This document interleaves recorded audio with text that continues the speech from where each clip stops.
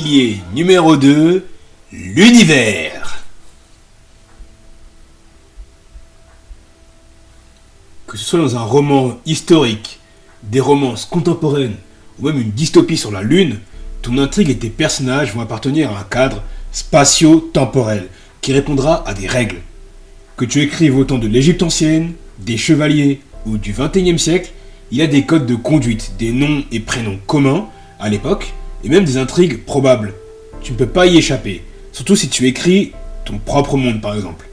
Alors pense à te documenter, car un univers incohérent amènera forcément à un scénario et des personnages aux réactions équivoques. Et si ton récit se déroule dans notre époque, voici une astuce simple. Passe un temps à observer les gens autour de toi dans différentes situations, dans les transports, en famille, au téléphone ou en soirée par exemple. Mais discrètement bien sûr, hein, pas comme un petit pervers. Tu vois déjà avec tes grosses lunettes dans le bus à reluquer tout le monde. Ça serait vraiment bête de te prendre un procès pour harcèlement. Alors, sois discret. Et ne dis surtout pas que cette idée vient de Pluma Vitar, s'il te plaît. J'ai déjà assez de problèmes comme ça avec la patrouille temporelle. Bref, comme pour le premier pilier, nous nous posons aussi des questions pour évaluer un univers. La première, son originalité et son intérêt pour le lecteur. Mon univers est-il riche, complexe, trop ressemblant avec un autre?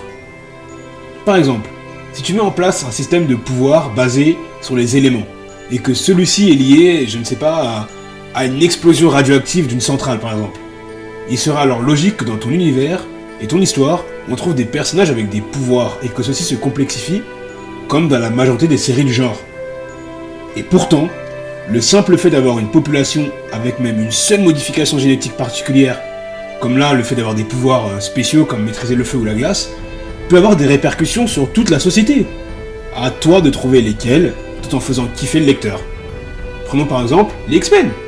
Ce qui est intéressant, ce n'est pas que leur pouvoir, mais comment toute la société les voit, les oblige à se cacher ou à se battre. Ça ajoute de la cohérence, du suspense et va plus intéresser le lecteur qu'un monde où des gens finalement se baladent avec des pouvoirs magiques mais dont tout le monde se fiche, qui n'a aucun impact. Tu vas créer un monde à part avec sa logique, ou rajouter des éléments en autre. Demande-toi comment est-ce que, je sais pas, les États, ton entourage ou même toi réagiraient si tu modifiais notre planète pour qu'elle ressemble à celle décrite dans ton livre. Et là encore, documente-toi sur Internet. Tu n'imagines pas les sites, les chaînes YouTube ou même les forums qui regorgent de théories qui à elles seules feraient de super best-sellers. Hein? Da Vinci Code. La deuxième question, l'univers est-il cohérent avec lui-même? Si on reprend mon idée d'humain avec des pouvoirs à notre époque, forcément les états de ton univers ont dû se réunir ou alors se désunir après cet événement, pour choisir ce qu'il fallait faire de ces gens, car c'est ce que font les gouvernements afin de protéger leur population. Mais si dans ton monde les mutants ne sont pas vus différemment, bien comme mal, ça ne serait pas cohérent, car rien que les différences culturelles divisent les hommes. Alors la génétique? À moins que tu ne trouves une explication cohérente. Donc, si tu crées un nouvel élément dans le monde réel, ou inventes une toute nouvelle réalité, demande-toi quel impact cela aurait sur la planète, la société, ou même l'univers interplanétaire, selon le genre de ton récit. C'est la base, et pourtant, peu d'auteurs débutants réfléchissent aux conséquences d'une simple avancée scientifique ou de personnes différentes du reste de l'humanité. Et plus tu te creuseras la tête, plus tu inventeras des choses inédites qu'une énième dystopie où les hommes sont classés par niveau de richesse ou par beauté. À nouveau, si tu écris un récit réaliste, contente-toi déjà de respecter nos codes sociaux et moraux. Il y en a beaucoup dont on ne se rend même pas compte. Et la troisième question que l'on se pose tient sur la présentation de l'univers et donc l'immersion du lecteur dans celui-ci. Ça paraît simple, mais pourtant bon nombre d'auteurs, et moi le premier, ne savent pas comment présenter un univers inédit ou modifié pour faciliter l'immersion du lecteur dans ce dernier.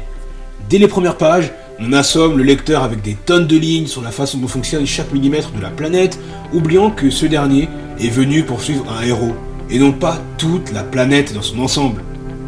Et du coup tu te demandes, mais comment faire pour ne pas transformer son roman en une encyclopédie déguisée, voyons?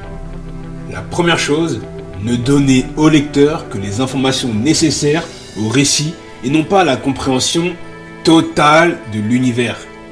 Savoir qu'il y a eu par exemple des radiations qui ont donné des pouvoirs aux hommes et que du coup X pays a pris Y décision pendant que le pays Z a pris la décision alpha.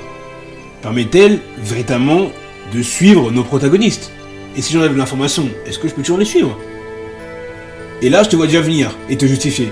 Ouais, mais parce qu'au chapitre 10 du tome 2, il y a une intrigue avec le président de ce pays, alors je dois bien l'introduire. Oui, mais non. Non, en fait, non. Mais en fait, c'est quand même non. Parce que comment dire? Prenons Katniss dans Hunger Games. Restitue-toi les premières scènes du roman, ou du film, si tu n'as toujours pas lu le roman. Tu es dans son quotidien. Elle te parle de sa vie tout en se baladant.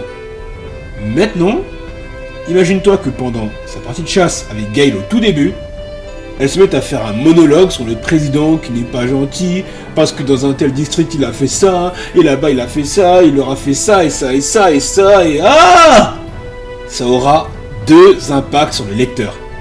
Le premier, tout simplement, il risque d'oublier certaines informations, car on ne peut pas tout retenir, surtout quand on démarre dans une nouvelle série. Mets-toi à sa place, t'es un peu comme le petit nouveau qui doit retenir tous les prénoms de la classe. Tu t'en sors pas. Tu vas juste retenir le prénom de la fille la plus jolie ou du mec le plus beau gosse, tu vois. C'est pareil pour le lecteur. Deuxième chose, ça n'aura qu'un impact mineur sur lui, car il vient tout juste de débarquer dans ton univers. Et déjà, ton personnage l'assomme avec tous ses problèmes et ses pensées. Et en plus, paye-toi le héros, quoi. On le lit pour passer un bon temps, pas pour entendre un gars imaginaire nous pleurer dans les bras tous ses problèmes. Enfin après, je sais pas, hein, ça peut être une sorte de thérapie. Hein. Bref, soigne ton introduction d'univers, afin d'éviter les phrases lourdes, typiques de l'auteur qui a passé tellement de temps dans son monde qu'il ne sait plus comment l'expliquer simplement.